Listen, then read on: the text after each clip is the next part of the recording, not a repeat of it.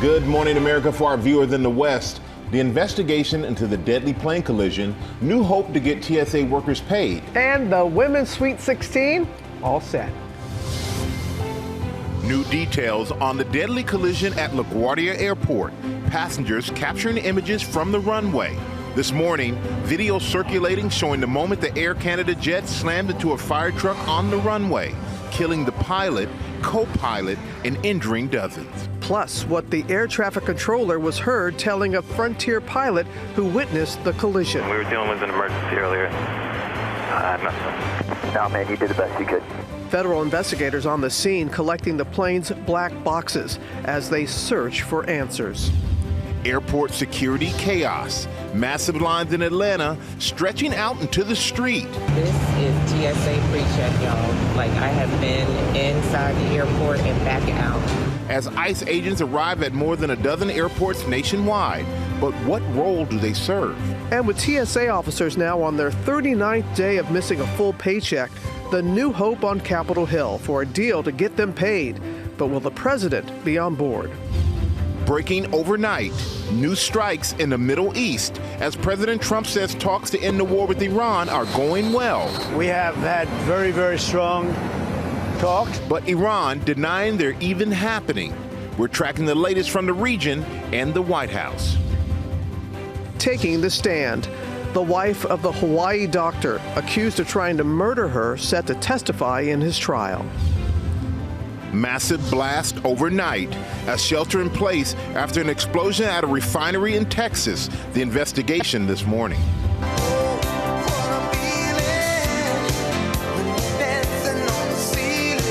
Dancing into the Sweet 16. Virginia with a Cinderella stunner and a double overtime thriller. Plus, South Carolina, UCLA, and powerhouse UConn moving on. Live from ABC News headquarters in New York City, it's Tuesday. Good morning, America. What a feeling with March Madness. Oh, I love it, I love it, I love it. Live now. He's going to be here. You know that. We have much more on the Sweet 16, all being said ahead. And you said it. Yeah, live now. Richie, Carrie Underwood, Luke Bryan, they're all here live. And we're also ahead on this busy morning. Dr. Narula, she's got to break down a potential breakthrough in preventing Lyme disease. This could really be a game changer for a lot of folks. We're going to begin, though, with a search for answers after the deadly collision between a passenger plane and a fire truck at New York's LaGuardia Airport. Here's our WABC chopper overlooking the aftermath at that major airport. One flight attendant was reportedly ejected hundreds of feet from the plane and thankfully survived. Yeah, thankfully. And the NTSB has already recovered the plane's black boxes. One of the young pilots killed, Antoine Forrest, was identified by family. Transportation correspondent Jill Benitez is near the scene with the very latest. Good morning, Jill. Hey, Michael, good morning. Yeah, the NTSB saying overnight that the massive debris field has made this investigation all the harder. It was also hard to get investigators here because of all of those long TSA lines. Now this morning, we are learning much more about the pilots who lost their lives.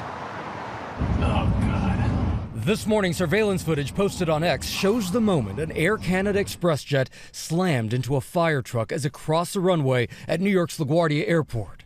Stop, truck one. Stop. Stop, truck one. Stop. The collision leaving the pilot and co-pilot dead and dozens of others injured. The FAA and NTSB are now investigating. The black box is already being analyzed at a lab in Washington, D.C. Officials say a Port Authority fire truck was responding to a separate incident around 11:40 p.m. and was given permission to cross the runway. Truck one company, cross Fort Delta. It was at that moment when Air Canada Express Flight 8646 from Montreal was descending onto that same runway, the impact mangling the cockpit. If you collide with vehicle, just hold position. I know you can't move. Preliminary data from Flight Radar 24 shows the plane was traveling between 93 and 105 miles an hour at the moment of impact. Passengers describing what it was like on board. The sounds were people frantic, screaming, and it felt like we were just gliding down the tarmac. A couple seconds after he used the brake, you heard the loud boom. Everyone jumped forward in their seats, and then there were a couple seconds of silence where I think everyone thought, like, this is it for us. The scope of the damage visible from the runway as survivors can be seen climbing down off the wings. And in this short selfie video taken by passenger Jack Cabot, you can see the moment the nose of the plane tipped upward. Watch again closely as the passengers move to the rear of the cabin to escape. A flight attendant was reportedly hurled from the plane, still fastened in her seat, but thankfully survived. Her daughter telling the Canadian outlet TVA Nouvelle, it's a complete miracle. At the moment of impact, her seat was ejected more than 300 feet from the plane. Investigators now trying to determine what went wrong. The air traffic controller heard telling a Frontier pilot who witnessed the collision that he messed up. We were dealing with an emergency earlier. Nothing. No, man, you did the best you could. Amid a nationwide shortage of air traffic controllers, Transportation Secretary Sean Duffy addressing reports that there was only one controller in the tower at the time of the crash. I've heard the rumor that there was only one controller in the tower, and that's not accurate. Now, as the NTSB investigates, the pilots are being remembered as heroes. They saved so many people. It's hard to talk about. They did everything that they could. If it wasn't for the pilots, I wouldn't be here speaking to you. I wouldn't have been able to come home and hug and kiss my boys. I'm forever indebted to them. One of the young pilots killed, Antoine Forrest, identified by Family Online. His brother writing, "You've again left in a whirlwind too soon to say goodbye. I love you, brother. You can leave with your head held high." And let's take another live look at the plane there on the runway here at LaGuardia. It is still on the runway. Investigators are still doing all of they can to recover any information and data that they need for this investigation. The airport is only going to be using the other runway through Friday to let investigators do their work, guys. All right, Gio, our thanks to you. We're going to bring in our aviation consultant, Steve Ganyard. And Steve, we know it's very, very early into the investigation, but what can you tell us about potential causes at this point? Yeah, clearly human error, Robin, but no mishap, no accident is ever a single incident. So you remember the DCA crash. The NTSB came up with 13 causal factors there. But I think it's important also to think about the context here. Robin, you've been to LaGuardia. You know the tower is right in the middle of the airfield, and there are two intersecting runways. So we had on the left-hand runway, the Air Canada jet was landing. Over here on the right-hand runway, a United jet had declared an emergency and aborted its takeoff.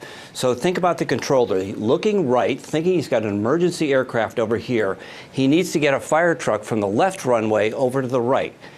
The Air Canada jet was already on final. You can see night, bad weather, how he may have been distracted and lost track of that Air Canada jet and how close it was to landing. And Steve, we heard you say human error. What protocols are in place to protect from human error, and what should have happened to prevent this? Yeah, Michael, particularly in the control tower, there should be humans backing up humans. This happened very quick, but there are also technologies that are out there that need to be fielded more quickly. In the past 3 years, there have been 18 incidents that have happened either close to the runway or on the runway that could have been hundreds of people who could have been killed.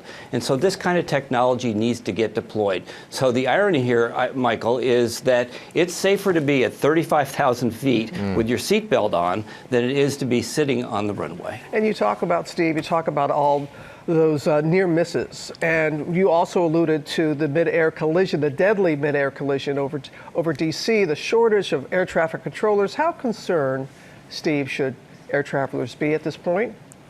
Robin, flying remains extraordinarily safe, and you have to believe me, but the most dangerous part of your trip is getting in your car and driving to the airport. But all of these are human error, and the technology to prevent that human error needs to get deployed more quickly and more widely. Well, Colonel Ganyard, thank you so much for your time. We appreciate you this morning. Thank you. And we have the latest now on the situation with airport security lines. ICE agents are deploying to airports across the country, with many TSA officers calling out sick as they go without pay due to the partial government shutdown. Senior national correspondent Steve Osunsami is tracking it all from Atlanta Hartsfield Jackson Airport. Good morning, Steve. Good morning to you, Michael. It's still taking a long time for passengers to get through. We talked with a few here in Atlanta who tell us that they've already been in lines here, the security lines, for about 45 minutes and still have nearly an hour to go. There's confusion at U.S. airports this morning as federal ICE agents under orders from President Trump are told to help shorten the security lines. They're now working in at least 14 airports without wearing the masks that bring complaints from their critics, charged with helping move people through security checkpoints. Where can we help you to move those lines and American people quicker through inspections while at the same time maintaining security at the airport? Passengers couldn't miss seeing them from here in Atlanta to Houston, New Orleans, Cleveland, Phoenix, and Newark. They are clearly providing police presence and security. But the union that represents TSA officers says that this isn't making the lines move quickly. ICE agents can't work in up a lane and work it. All they can do, like they've been doing, is providing directional support for the police department, working in the atrium areas. And she says it's not preventing scenes like these. This is TSA pre-check, y'all. Like, I have been inside the airport and back out. There are often massive lines at Atlanta's International Airport running out into the street. These insane lines, and ICE is super busy at work. Look. The ICE agents didn't talk, they didn't interact with people. It was really just their presence that was there. Seeing them, it kind of made you feel safe, but at the same time, you're still wondering if you're going to make your flight. In Houston, wait times are truly testing their patience at 270 minutes long. KTRK's Sarah Al-Sheikh was there. We're inside Bush Intercontinental Airport in Houston, where this TSA line has levels to it. The line goes one floor below me to the basement and one floor above me to where TSA is. People telling us it's taking them about 5 hours just to make it to the checkpoints. TSA set a record for calls out again on Sunday, 40% in Atlanta, nearly 40% at Baltimore and Houston Intercontinental, and more than 37% at New York's JFK. TSA officers are now on their 39th day of missing a full paycheck, a job that has an average starting salary of just $35,000. The president is also now talking about sending in the National Guard to help. It's very hard for people to get a beat on how long these lines are from the websites, for example, because the systems, the cameras that they use to measure the lines only are designed to measure the lines of people inside the airport and not around the block. One piece of advice that we're hearing now is for people to choose to fly at off-peak hours. For example, 5 o'clock last night, it was only a few minutes getting through this security checkpoint behind me. To keep that in mind. All right, Steve, our thanks to you. There is growing hope in Washington that a deal is near to end the partial government shutdown and get those TSA workers paid. Jay O'Brien is on Capitol Hill with the latest on where things stand. Good morning to you, Jay. Robin, good morning to you. 39 days now since the Department of Homeland Security ran out of funding, and senators tell us overnight a deal is starting to come together that could end this stalemate, but nothing is down on paper yet, and Democrats who've been holding back their votes on DHS funding, demanding reforms to ICE, have not yet agreed. Details are still being ironed out here, but what we're told is that Republicans are moving closer to a proposal to fund every agency inside DHS except for immigration enforcement, and then cover funding for that in separate legislation that would come down the road. I'm told that's an approach that President Trump initially rejected when he was first told about it this weekend. But then last night, several Republican senators going to the White House, meeting with President Trump behind closed doors. Senator Lindsey Graham posting these photos you're seeing there of that meeting. And you can see in it Mark Wayne Mullen, senator of Oklahoma, newly confirmed last night as President Trump's new Secretary of Homeland Security, replacing Kristi Noem. Also in that room was Alabama Republican Senator Katie Britt, who, when she came back here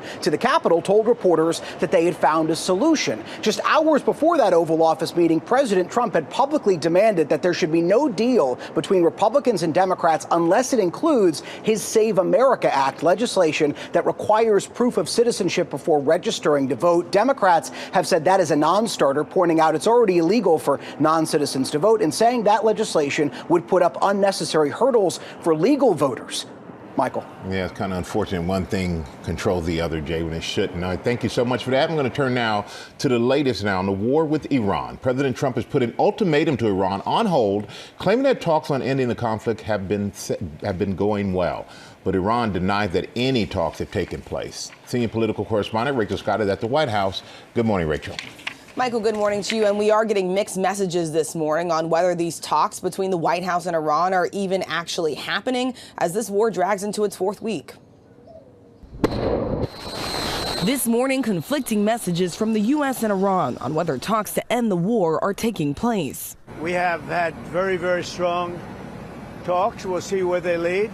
We have major points of agreement. I would say almost all points of agreement. But Iran insists that no talks with the U.S. have taken place, saying anything otherwise is an attempt to influence the stock market and the price of oil. President Trump now giving the country until Friday to make a deal to end the war, backing off his threat to hit and obliterate key Iranian electrical plants if the country did not reopen the Strait of Hormuz by last night. We're doing a 5-day period. We'll see how that goes.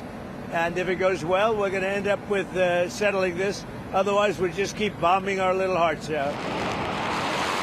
4 weeks into the war, the Strait of Hormuz, where 20% of the world's oil flows, is still at a virtual standstill. President Trump insisting if a deal is reached, the strait will reopen. And who's in control of it? Will Iran still be able to control the flow of oil? Be jointly controlled. By who? Maybe me. Maybe me. You want the United States to be me and the Ayatollah, whoever the Ayatollah is, whoever the next Ayatollah. Look, and there'll also be a form of a very serious form of a regime change. The president says his son-in-law Jared Kushner and special envoy to the Middle East Steve Witkoff are leading the ongoing talks with Iran, but he will not say who in Iran they are talking to. We're dealing with the man who I believe is the most respected and the leader. It's a little tough. We've wiped out everybody. Is that the Supreme Leader? No, not the Supreme Leader.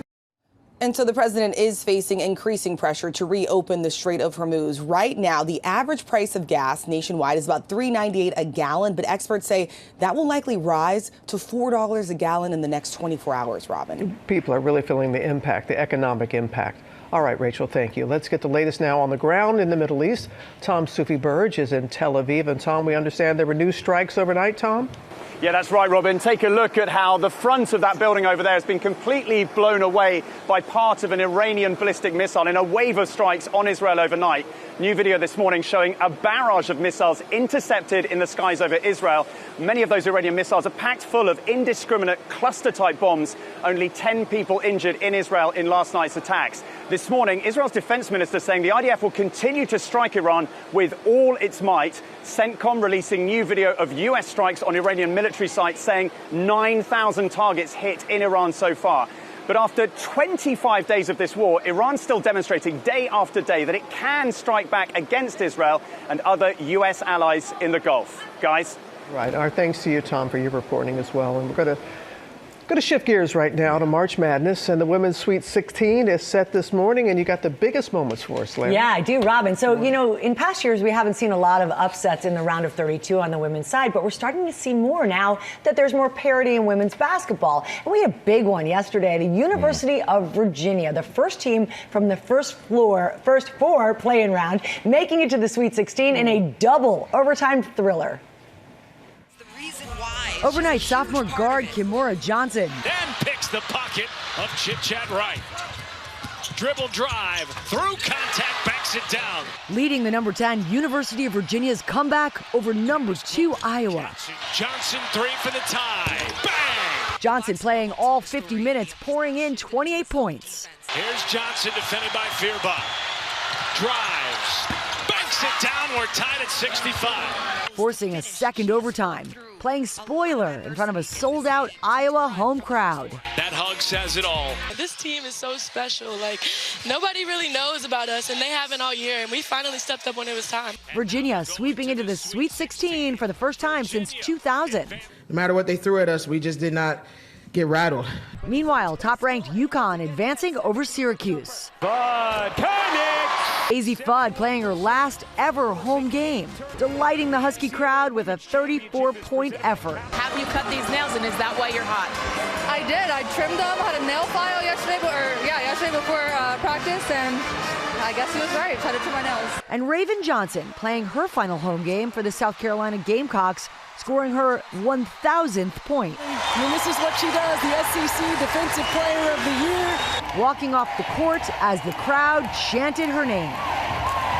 So good. And there's only one perfect bracket remaining on ESPN. The final perfect user had Kentucky, UConn, Vanderbilt, South Carolina, and UCLA making it out of last night's games. We will see how long that lasts. This is so exciting. There's only one left. Yep, one left. I mean, obviously, people who do it by hand, that's a whole different story. But on ESPN, one left. Thank you, Lara. Yeah. Coming up, we got the potential new hope to prevent Lyme disease with cases on the rise. Tick season around the corner.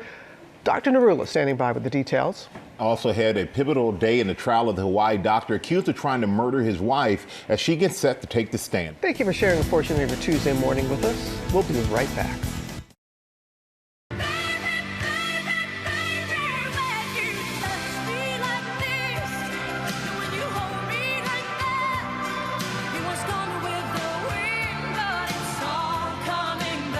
Back here on GMA, Celine Dion with her 1996 hit, and now in 2026, big Celine Dion news to share this morning. Lara will tell us what some eagle eye fans have been spotting. That's in our next hour in Pop News. Yeah, we're looking forward to that, but first we'll have the headline. Good morning, Will. Good morning to you both. We begin at 7:30 with the Senate overnight confirming Oklahoma Senator Markwayne Mullin as the new Secretary of Homeland Security. President Trump nominated Mullin after firing Kristi Noem last month. Mullin takes over the department amid the partial shutdown that's led to long airport security lines as TSA agents going without pay call sick. Take a look here at this explosion rocking a Valero refinery in Port Arthur, Texas. Huge fireball, black smoke rising there. It could be seen coming from the plant. Nearby residents were told to shelter in place with their windows closed. All personnel have been accounted for, and the cause of the blast is under investigation. Now, prediction markets are booming right now, but a new bill in the Senate would ban those prediction markets from taking sports bets. The industry leader is Kalshi, and they've already said they plan to block athletes, coaches, and officials from betting on sports. Speaking of sports, Travis Kelce officially back with the Kansas City Chiefs, the team posting this photo as he prepares for his 14th and potentially final NFL season. The contract, it looks like it's a surprise. It's not actually a one-year deal. It's a 3-year deal for nearly $55 million. But the way the contract is structured, it is almost entirely likely that it will be one and done. Well, any contract is like that. You can just walk away anytime you want, right? Yeah, but you know, NFL contracts are especially creative in that way. All right. Well, his just like his jacket he was wearing in that picture. Yeah, it was Team USA. Yes. All right, Will. Thank you so much for that. We're going to turn now and switch gears to the Hawaii doctor on trial for allegedly trying to murder his wife while on a hike. Well, she's set to take the stand, and our Trevor Ault joined us with the story. Good morning, Trevor. Good morning, Michael. Officers say Ariel Koenig told them her husband asked her to take a selfie along a steep edge of a trail, and when she tried backing away, he allegedly repeatedly tried to kill her. And we have now heard from witnesses who say they found Ariel bloody, begging for help, and today she will tell her story. This morning, Ariel Koenig, the wife of the Hawaii doctor accused of trying to kill her, is expected to take the stand on the 1-year anniversary of when prosecutors allege Gerhard Koenig tried pushing her off a cliff, then attempted to inject her with a syringe and repeatedly smashed a jagged rock into her head. State's Exhibit 22 is an image of the face of Ms. Ariel Koenig. Prosecutors claim her husband planned to attack and kill her during the hike on her birthday because of an alleged affair. Someone's currently being attacked on the top of Polykuka. There's a man trying to kill her. Sarah Bucksbaum made that 911 call. She screamed, "Help, he's trying to kill me, call 911. What was the position of the defendant and the woman when she screamed, "Help, he's trying to kill me"? He was standing above her. Can you describe seeing the defendant's eyes? It was like a cold, emotionless stare. Amanda Morris was with her. After the woman said, "Help me, he's trying to kill me," how did you and Sarah react? We started to take steps back just because we were pretty close to the edge and we were afraid that something could happen to us and that we were in danger. Did you and Sarah respond? Yes, we said we're not leaving, we're just taking a step back for our own safety. We are calling 911. Other than asking you to call 911, at that point in time, did the woman say anything else? No. When was the next time you saw the woman? Shortly after she was crawling towards us. Can you describe how she was doing that? On her stomach and hands and knees. Prosecutors say minutes later, the doctor confessed to his son on a video call. He says, "I'm not going to make it back. I tried to kill Ari, but she got away." Koenig's defense attorneys deny he ever confessed. They claim his wife initiated the fight after he confronted her about the alleged affair and told her she needed to move out. They're on the ground. She picks up a rock and hits him in the face with it. They admit he did hit her in the head with the rock, but claim he was only acting in self-defense. And Dr. Koenig's ex-wife from a prior marriage is also going to testify in this trial about previous allegations of misconduct. It is also still possible that the doctor could take the stand himself in his own defense. Guys. Such a disturbing case. All right, Trevor, thank you. Back now with a major new development in the fight against Lyme disease. With tick season, right around the corner here in the Northeast, nearly 500,000 Americans are diagnosed with Lyme disease each year. That's according to estimates from the CDC. Cases on the rise right now. Joining us with more on the potential breakthrough is our chief medical correspondent, Dr. Tara Narula. So tell us a little bit more here. Yeah, so as you mentioned, a lot of people in this country, almost 500,000 diagnosed every year. And we've seen the geographical spread since 1995. So it's really centered mostly in the Northeast, the Mid-Atlantic states, the North Central states, in spring through falls when we see Lyme disease. And there is no vaccine to date. So this vaccine is an experimental vaccine that was tested in a study in individuals ages 5 and up. And they did report a 70% effectiveness of the vaccine and no safety concerning signals.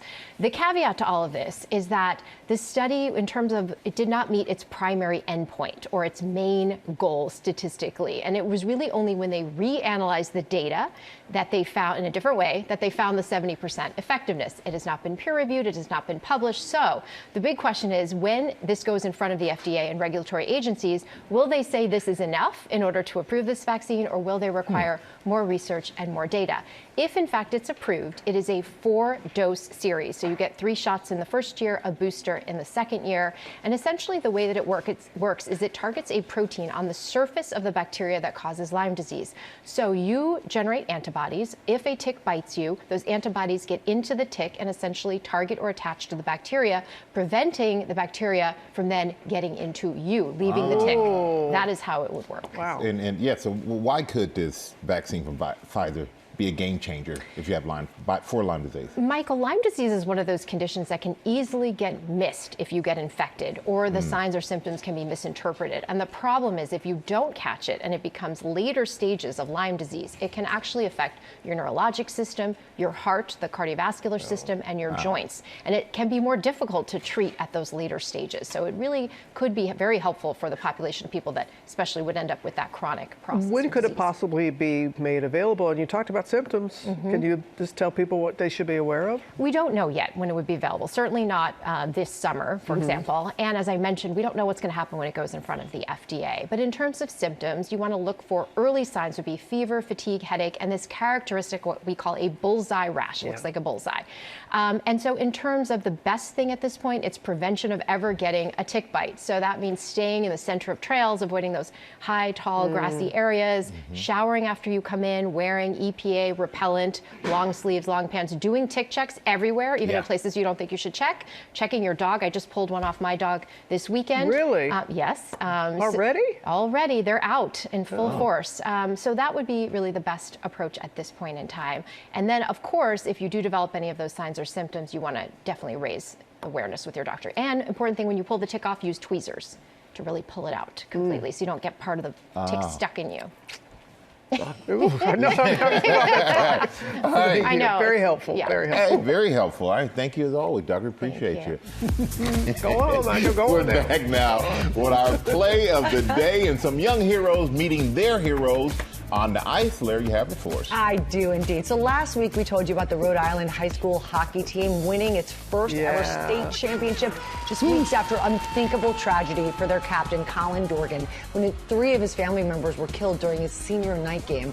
Well, yesterday, his Blackstone Valley co-op team had a chance to get away from it all for a bit when the Boston Bruins invited them to their practice at Warrior Ice Arena. It was fantastic. For over an hour, the boys got to watch the NHL stars do their thing. They were also invited to go into the locker room where they met some of their favorite players. Bruins goalie Jeremy Swayman even gave the Blackstone Valley goalie a stick, congratulating the team on their perseverance, reminding them the hockey world is like a family. Here's Blackstone Valley co-captain Camden Governo talking about the team coming together. There's nothing better than the community we have. You know, we're still moving forward, we're still recovering, but we're definitely doing good after that championship win.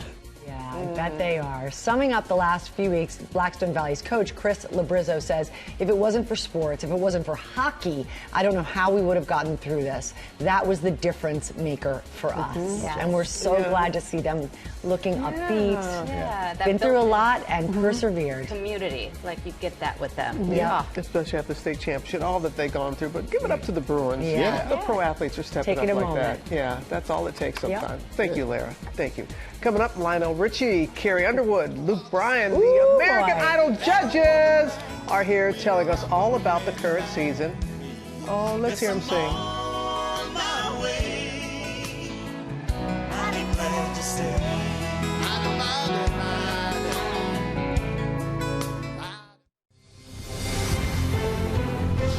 New details on the deadly collision at LaGuardia Airport. Passengers capturing images from the runway. This morning, video circulating showing the moment the Air Canada jet slammed into a fire truck on the runway. Rising prices, the high cost of Easter, why it will be more expensive to celebrate Easter this year. Miley Cyrus on GMA celebrating the 20th anniversary of Hannah Montana. People started asking for my autograph, and the show wasn't even out yet. How the show changed her life and the advice she got from her godmother, Dolly Parton. And we're dancing all morning long with the American Idol judges, Lionel Richie, Carrie Underwood, and Luke Bryan, here live as they say, Good morning, America! Yeah!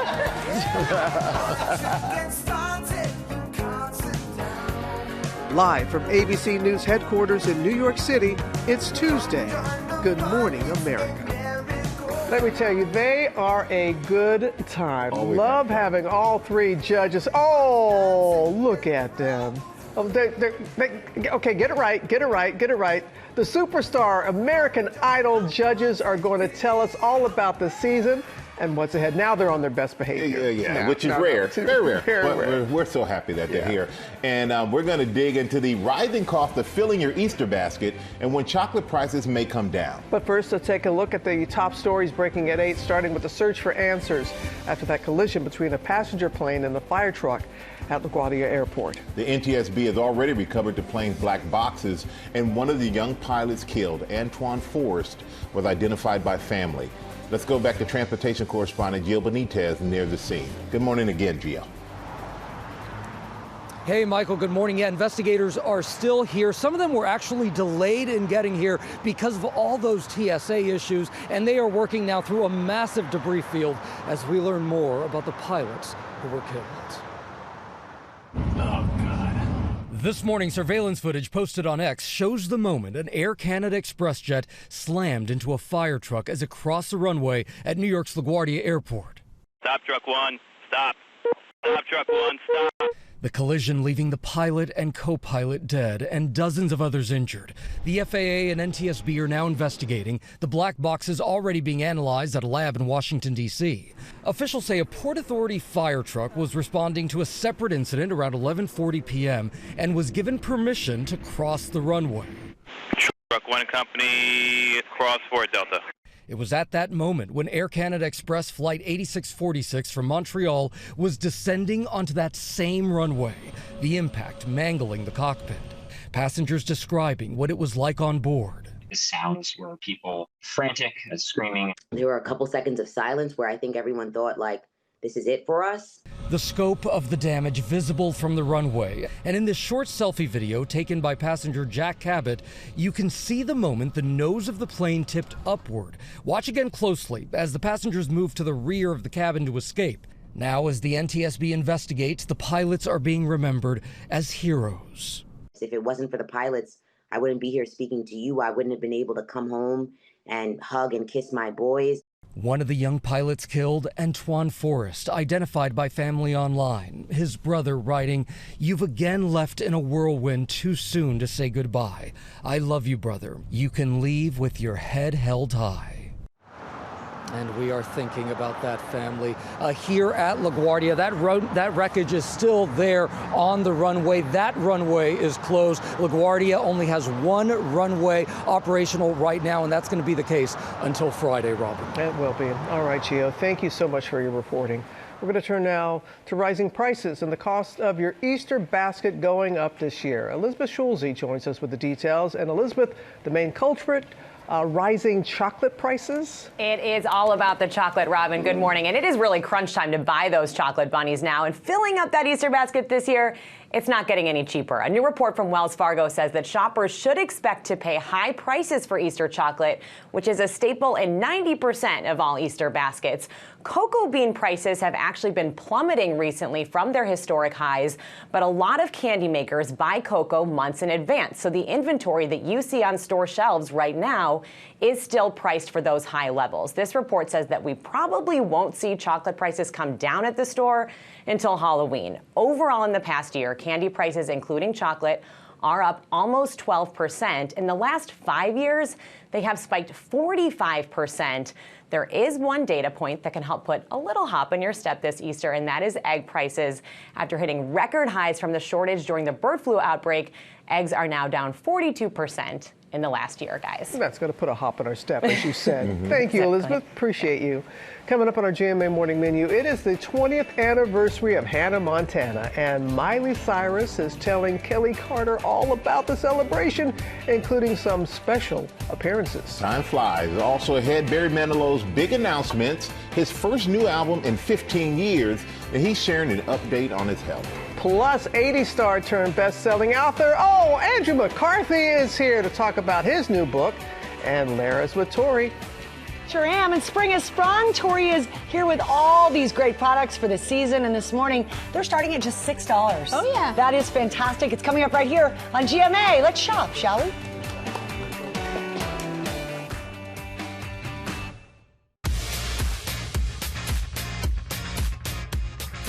Gorgeous, gorgeous, gorgeous here in New York City. But back now, our GMA cover story celebrating the 20th anniversary of Hannah Montana with Miley Cyrus herself.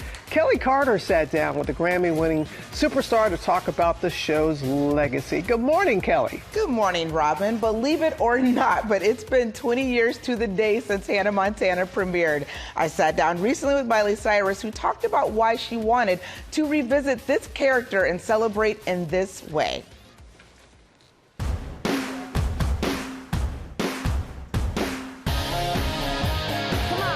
It's the show that shaped a generation and taught fans to dream.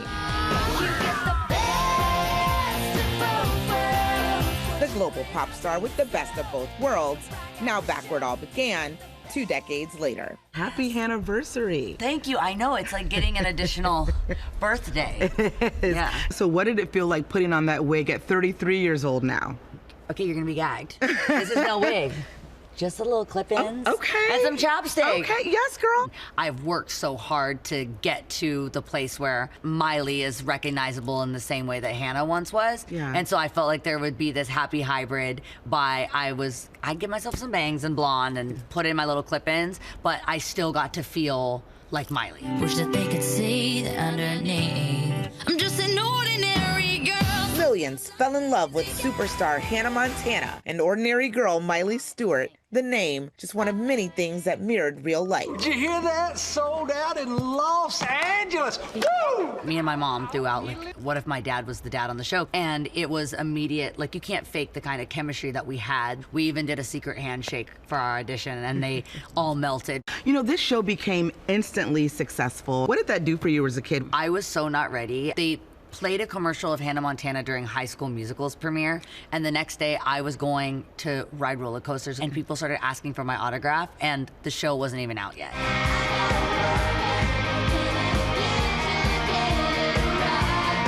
After 4 seasons, 2 feature films, and countless hits.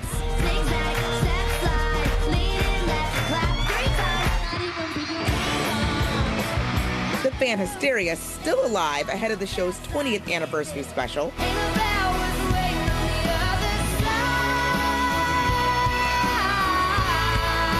Which features an in-depth conversation with Miley, 4 performances,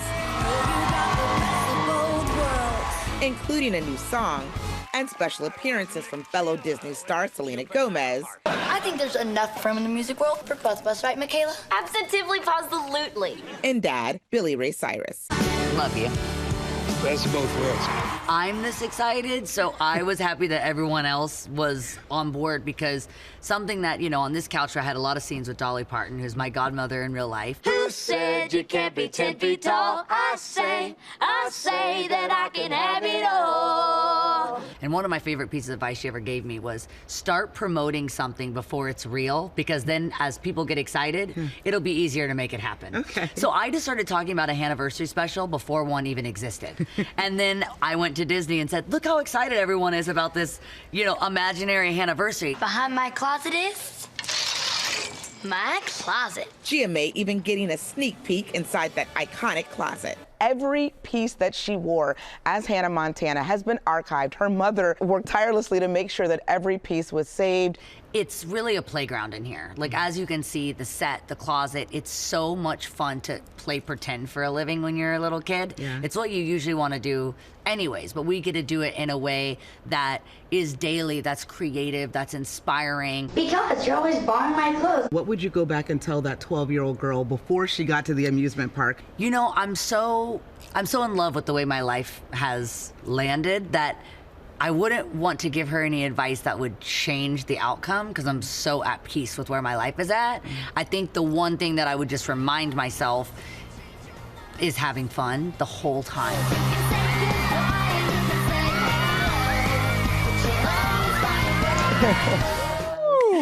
And I mean, in case if anyone is wondering, literally every look that she's ever worn was personally archived by her mom, and man, is that closet cool. The Hannah Montana 20th Anniversary Special premieres today on Disney Plus and Hulu on Disney Plus. I'm so in. Yeah. What great advice from her godmother Dolly. I mean, she's all of our godmothers, Yeah, right? Because that is She put it out to the She made this happen. She made this happen. Yeah, she put it really out talked there. it up, and the fans jumped on board. And judging by all the DMs I've gotten, they're very excited about this special. They are, Kelly. And we're excited to have you here in the studio. Thank you. Always. Thank you. How about a little pop news now, Larry? All right, let's do it. Let's do it. All right, good morning, everybody. We're going to begin with a new look at the live-action Moana. Disney dropping a brand new trailer for the highly anticipated movie starring Dwayne Johnson, back as demigod Maui, and Catherine Ligaya in the title role. Take a look. Listen, princess, if you're gonna do this, you gotta go through a whole ocean of bad. I'm not a princess. I'm the daughter of the chief, leader of my people.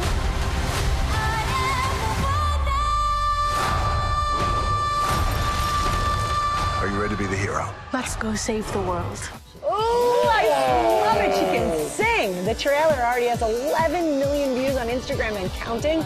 Disney also dropping a featurette called Artistry of Moana with a behind-the-scenes look at the making of the film with commentary from the stars and the director. And you can see it all come together on the big screen when Moana hits theaters this summer on July 10th. Want to see that? Yeah, Dwayne in action.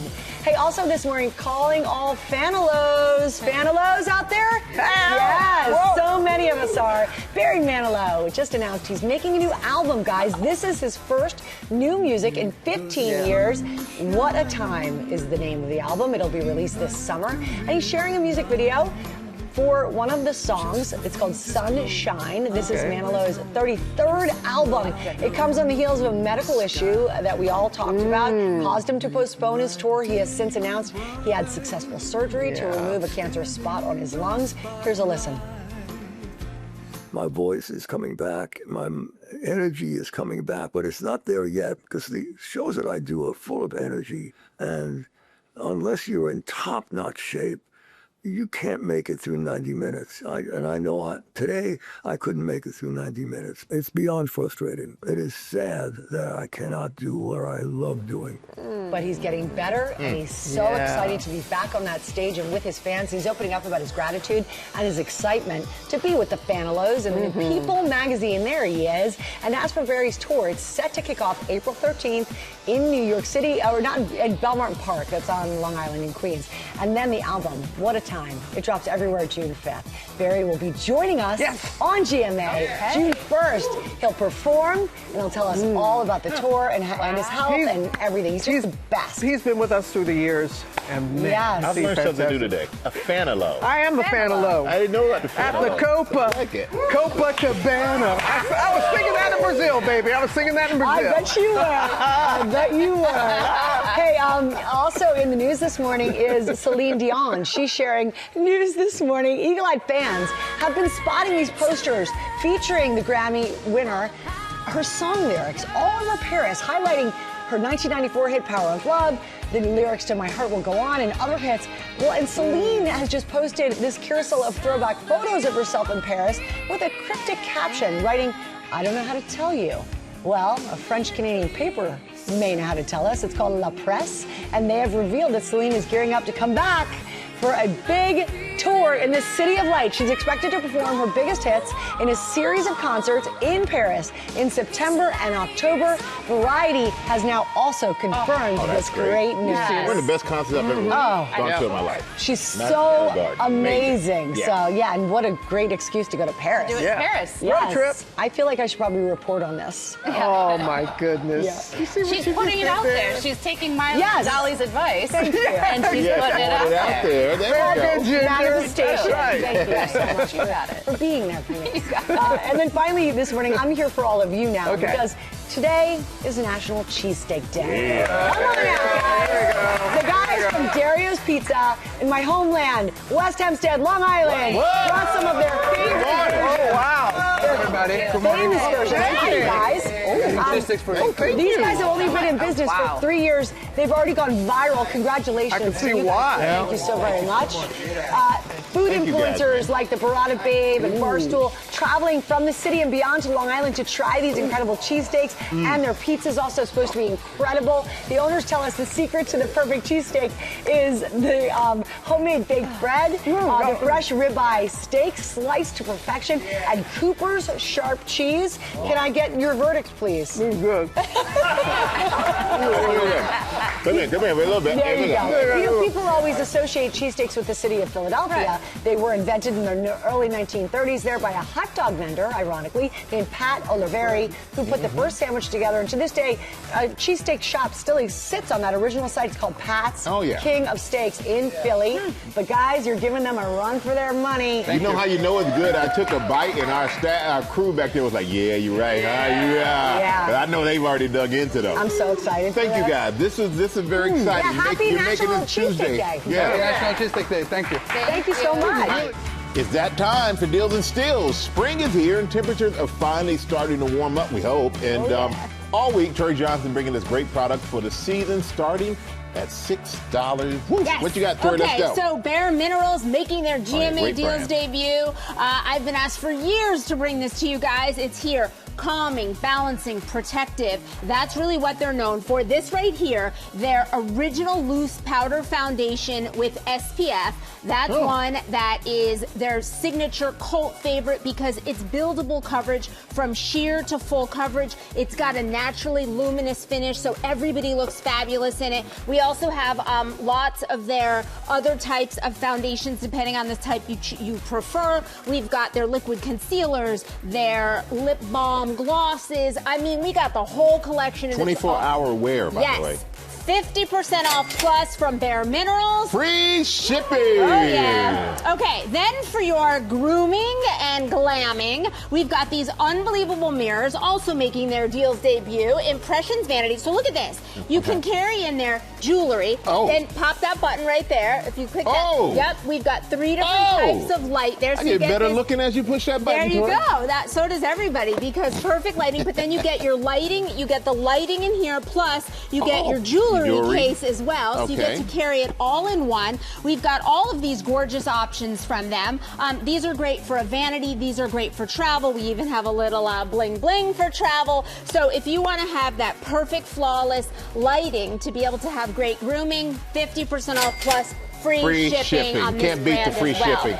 Okay, then we've got Orly. We've got these incredible jackets here, a big assortment. These are really great transitional pieces as the weather is like, you don't know what the weather is each day. Exactly. So we've got the trench with the removable vest. We've got these lightweight quilted options. A big variety. There's 10 different styles, big variety of colors that you'll find online. These are just like easy, pop them on, run out the door, you're good to go. Everything's half price plus free shipping on this as well. I love a good in-between jacket. Right? Love exactly. it. How about you love a good candle? Oh, you know I do. Smell this one. Tomato. That's one of my favorites. That's tomato really from good. Kobo. This is watermelon.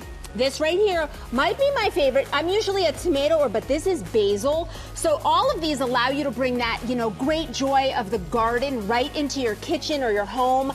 These are phenomenal. Not only are the scents fabulous, but then the boxes have the seeds built into the boxes, so you can plant them, and it will grow the herb or the flower that inspired the scent of the candle. I love Pretty that. fabulous. I love These that. are beautiful soy candles. They're 50% off. That tomato's fantastic. Isn't it good? Yeah. Tomato's really great. Okay, we've got a big variety of games here. These are easy to learn, but very hard to master. These are all from Geiger.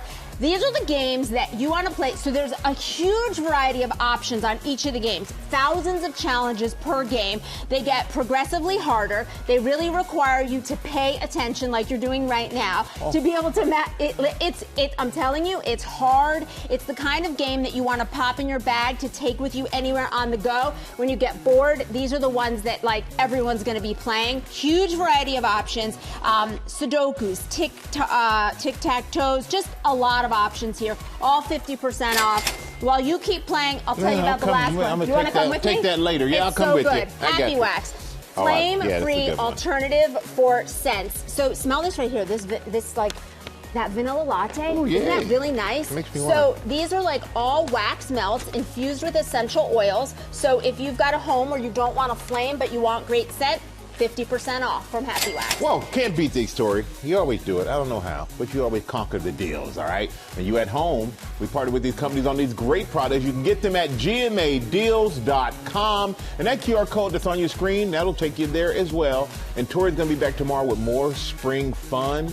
And, of course, Luke, Carrie, and Lionel, the American Idol judges, they are here when we come back. Welcome back to GMA, live from New York City.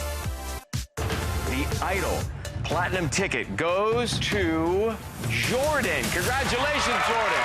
All right, the next Platinum ticket chosen by the family members, Brooks.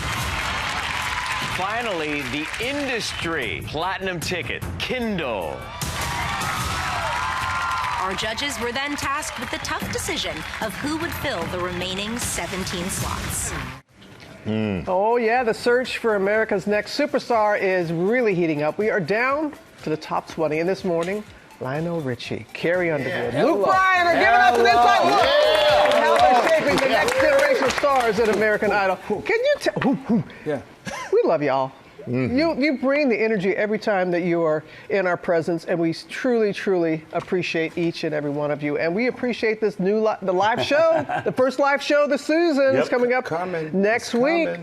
And y'all sing? We're going to sing. Yeah? I'm doing a Lionel song, Jesus is Love. It's faith-based, and it's so many of these kids come from gospel backgrounds, and they grew up, and we all kind of honed our skills in front of the church. So when we give them the opportunity to kind of go the faith-based night, they really embrace it. But it is what is their songs of faith, so it could be something inspiring. Right. It's still a mixed bag of music. I love the foundation. It's just the foundation of what we're all about. If we can bring that into the picture and make it a part of the show, which we've got Carrie over here who can just take a religious song and just tear it up. Jesus take the wheel. I was going to say, Jesus take the wheel on that one. Well, we used to sing it in church, all three of us. They told us to lip sync and let everybody else sing it. And then that's the same thing they said, Jesus take the wheel. Jesus, take the hymnal away. Hey, please, don't even give him the lyrics. Just move your lips, kid. But Lionel, the last episode, Daniel Stallworth. Yes. He sang your song all night long. So what do you think when you see a contestant perform one of your songs? It scares me to death. Yeah, right. Number one, because if they 9 times out of 10, you think, okay, they're not going to make it. They're just not going to do it. And then this kid came out and started singing, and I was so amazed at how he just took charge of it. Made it his song. Yeah, it's tough. Took it away from me, which is what you want them to do. Courageous. It was amazing. It was amazing. That's fantastic. Hey, Carrie, 20 years ago, you were up there singing your heart out as a contestant on this show. And look at you now, girl. Yeah. But She's stuck with me and Lionel. Exactly. Oh, yeah. Oh, yeah. Not a bad place to be, my friend. Yeah. But is there somebody on this season that reminds you of a young Carrie? I mean, every once in a while I'll see glimpses, and it doesn't really necessarily have to do with style, but just in like seeing all these wide-eyed, youngsters coming up on stage, and it's like they're in this whole new world, and like people are voting for them, and they're on live TV, and just I definitely see glimpses of myself. So no one in particular that's. I told Hannah Harper that she reminded me of me, and she's got her own like style going on. I didn't mean it in a vocal way at all. But just in that, you're like living your normal life, and then now you're on stage, and she just seemed nervous, and I just remember being up there thinking, like, what do I do on this stage? I've never been on a stage like this before. It all worked out. You figured it out. I'm telling you, she did. Yes. Yeah. You mentioned Hannah, string cheese. When she opened with string cheese, it went viral. It went viral, Lionel. Is it tough when a contestant comes out that hot so soon? No. We encourage that. I mean, there's no such thing as too hot. Okay, so what I'm saying to you is what we want to do is get our attention as fast as you can. Number 2, that's what the audience is going to do. In other words, this is no warm-up session here.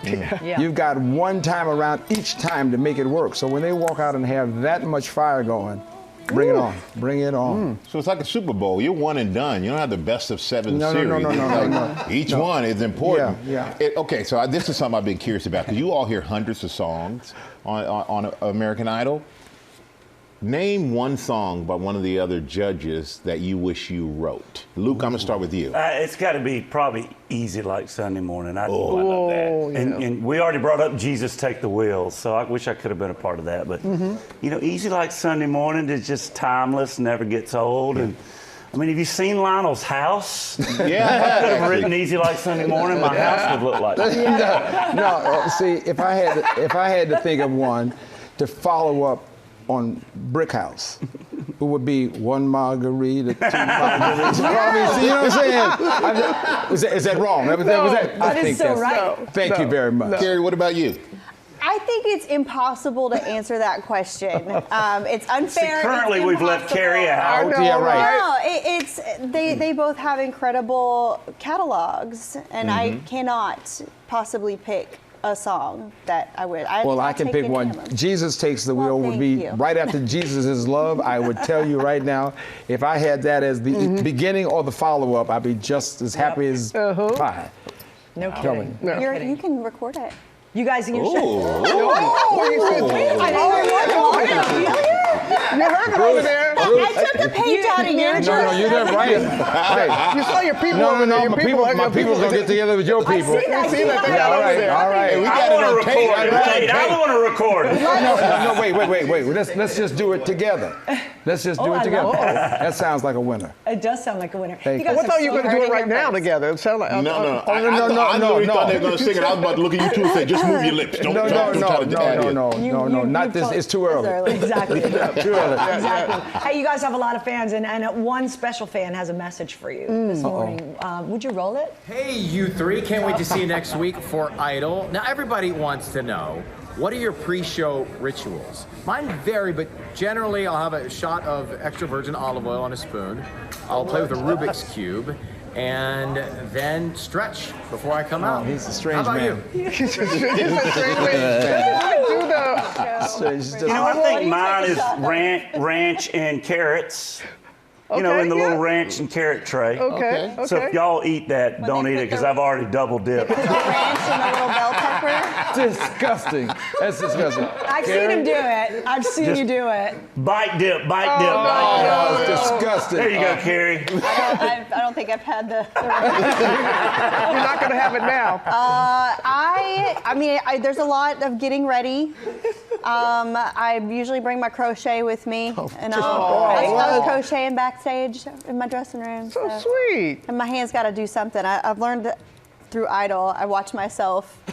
We watch as a family. My boys love it, but I'm like I fidget, so I'm like that's perfect. Leaving my hands. How about you? Well, I'm a caffeine maniac, so what I'll do is do 1 cup of coffee, go down to the band dressing room, tell about 4 to 5 jokes so you're laughing completely out of your mind, and take that energy and walk on stage. So as far as it's concerned, the crowd catches our energy about 3 songs in. We're already ready to go. Wow. Yeah, because we hear word on the street, he's not a morning person, right? Luke, he's not. Yeah, he's a morning because he stays up till 4 a.m. My bad. He's that kind of morning This person. is the end of his day. No, Technically, that is. This is the roughest schedule right now. Because just as I was going to bed, they said, no, we got to go down. Good morning, good morning. What? All right. Well, we're going to put them to the test and see how well they know each other. We're going to ask the question about you 3, and you just step right into that person's circle to answer the question. Ready. Are you ready? I'm ready. We're All right, ready. here we go. Who is always last to arrive on set? There's some decision.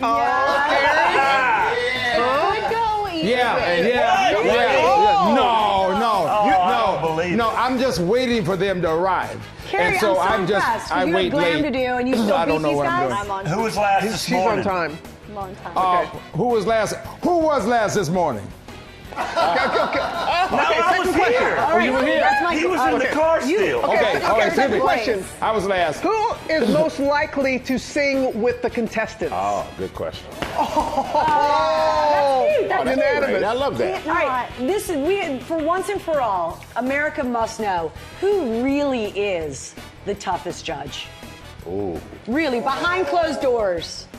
Luke is this season. It's his Oh, this season. Yeah, I'll do that. Yeah. I love that. Lionel is just. No. Lionel's all love. Lionel is the Mount Rushmore of sweetness. I'm the love bug because Luke scares me to death. I don't know what you're doing. The kid is about to die, and I'm saying you gotta lighten up a little bit. Luke, do you take perverse pleasure in that? Well, torturing the. No. Yeah, come on, tell us. No, Luke. I don't even realize I'm doing it. I'm just. You're being real. Speaking the truth. Being real. I didn't realize I was the main judge this year. No, you're not We the man. have our soft spots for different kinds of contestants as well. Yeah, So right. there's people that That's I what- will fight for that. You got to treat each one different too, because as the show gets going, we learn them. Yeah. So Some we have come with too much confidence. It's just and like they're you not can't ready yell yet. at you can't yell at all the football players Yeah, the same true. way. That's You true. gotta know how to get around to each Right. person. Look at you, coach. Okay, here we go. Okay. Who would survive the longest if you had to audition today?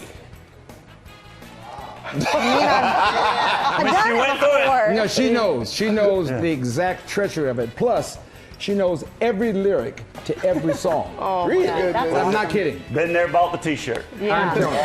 All right, who would be, if you 3 were on the show, who would be the most dramatic contestant?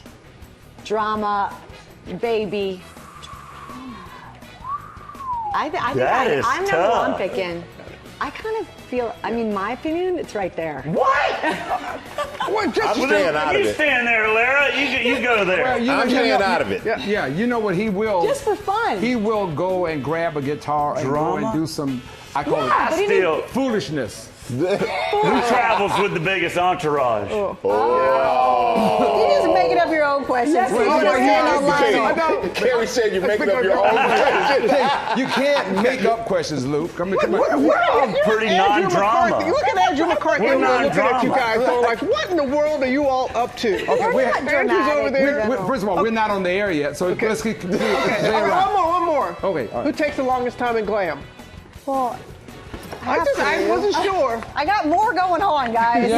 Well, it's totally fair. And you all three he said should. his hair's too long. This Well, morning. I grew it out. I'm This growing hair's it too out, and long. then That's in the good. makeup chair this morning, I'm like, I'm cutting it. This is taking too long. Well, you all three stay right there because the next question, which you don't have to answer, because you already answered it. Who is your favorite winner of all time? There we go. You're already there. I mean, I'm probably not even my own favorite winner. Not but love. Hey, we love you all. Thank you guys. You're always so much fun. You're always so great. We love you We guys. love it. And American Idol, it airs live Mondays at 8 p.m. on ABC and Disney Plus, and the next day on Hulu and Disney Plus. Yeah. There you go, American Idol judges. There Let's you go go. to Ginger. Hey, Ginger. There what you got? go. Bam, bam, bam. That's what I mean, the drama. Good. That's what I'm talking about. Now, it may be freshly spring, but we are preparing for the midsummer feast to come in. The latest release by #1 New York Times bestselling author Catherine Rundell. We can exclusively reveal the cover for The Never Fear, the highly anticipated third book in her best-selling Impossible Creatures series, which finds Christopher and Anya on their next adventure. The Never Fear hits bookshelves September 8th, and it's available for pre-order right now. Coming up, Andrew McCarthy is here to talk about his brand new book, Who Needs Friends? When GMA comes back. So we're back now with our really good friend, Andrew McCarthy. We've known him for decades, starting out as an 80s heartthrob, and now as a New York Times bestselling author, and he has a new book out this morning. It's called Who Needs Friends? That he calls an unscientific examination of male friendship across America. Hello again, my friend. Hello, good to see you. It's so nice. But why specifically male friends? Well, I was sitting at the kitchen table talking to my son. He was telling me a story about one of his buds, and he looked up at me and said, "You don't really have any friends, do you, Dad?" And I kind of laughed. And I said, "Yes, Sammy, I have friends. I just don't see them. But I know they're there, and that's enough." And then I sat with that for a while, and I realized, you know what? It's not enough. You know, like a lot of guys, I'd grown up with this core group of friends, and through life, they got scattered, moved around the country, jobs, families moved away, and I hadn't seen some of my dearest friends in years and years. So Why do you think men do it so differently than women? Well, women are much better at it.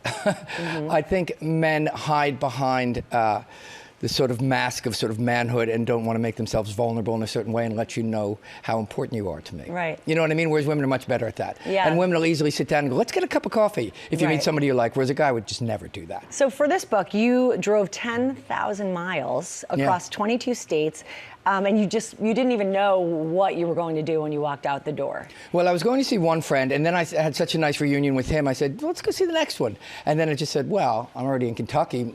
How far is Dallas, really?" And so I kept going, and then I just kept going. So how many in total? How many friends did I say? Yeah. I caught up with 5 very dear friends, and then along the way, I just started talking to various men I would meet. I would confront guys like in gas stations or at bars or wherever, and just ask them if they would talk to me about place friendship. What was one of the most insightful things you learned on this journey? Most guys feel an extraordinary need to, I guess this isn't a surprise, but to provide. And the degree to which they feel successful providing is the degree to self-esteem they have. Huh. You know what I mean? And a lot of guys are afraid to be vulnerable because vulnerability can be weakness. And the one thing a man can't be is weak. Right. Well, but you can. I know, but that's what you explore in this book, that very thing. I love that you went old school, no ways. You used a paper map. Yeah, well, I hate people telling me what to do, and I hate my phone telling me what to do. Turn left. I'm like, no. I got one of those big old map books, and I just started flipping through it. I love those. Oh, it's great. They have such childhood connections and memories with my mom and I dad. look at the places where there's the biggest space in between. I say, I'm going there. In these small little towns, because I hate highway driving, so I just drove the whole country in small roads. That's so cool. I love that you had time to do this and to share your findings. And at one point you were in Winslow, Arizona. I want to start singing the Eagles. Well, that's exactly what happened. So I looked at my map and it said Winslow, and I'm like, where's Winslow? I know that. I don't know why. And anyway, I kept driving, and an hour later, I'm quietly just start singing, "Standing on a corner in Winslow." And I'm like, oh my God, I'm going to Winslow. And I turned the car. And I stood there like an idiot, with standing on the corner and taking my selfies. You and everybody else who's ever been to, I have a sweatshirt that says Winslow, Arizona, so I'm with you on that. I could not believe this stat. It's been 40 years since Pretty in Pink. Yeah, right? I can't believe it. It's still, that movie stands the test of time. Well, not all movies do, but that one you can just still watch. I mean, the hairdos are funny, but the feelings are all real. Exactly. The same, Well said. Is this true that your daughter was like, I am not watching that one? Her friends told her to watch it, and so she watched the trailer on YouTube or something and saw me kissing Molly, and she said, I'm not watching some movie where you're kissing some other woman. I'm not doing that. So I agree with her. She hasn't? No, none of my kids have seen my movies, really. Really? Yeah. You know what I really It's loved? ancient history. Well, they're missing out, frankly. But I really loved that you brought us back The Breakfast Club. I thank you as a fan. That was not The Breakfast. I'm sorry, St. Elmo's Fire. Did I say that? I said the wrong movie. Yeah, my son confuses me too. My 12-year-old son came home and said, "Dad, one of my friends saw you in The Breakfast Club." This is my generation. These are my movies. So, but yeah, I mean that reunion, that special that you did. Oh, was the that Bratz, yeah. Yeah, It was great to go Bratz. back and see everybody again. It was. Yeah. Now let's talk about friendship. Are you staying in touch with them? I have. I got a text from Emilio yesterday saying, "Saw your new book. It looks awesome, man." You know, it was really nice. That's great. Yeah. That's great. And I did Rob's podcast last week, so it was great to see him again. Oh, that's so great. Yeah. So mission accomplished. Mission I love accomplished. that you're doing this. It's so good to see you. You too. I'm going to spread the word because I think this is a really important topic, and based on the last one, I know it's going to be a good read. Thanks, Laura. All right, everybody, who needs friends? I do. It's available now. Yeah. You know what we can do in 10 seconds? We can have the cheesesteaks. Oh, great idea. So excited. They're so good. Have a great day, everybody. Thank you for watching Cheesesteak Day.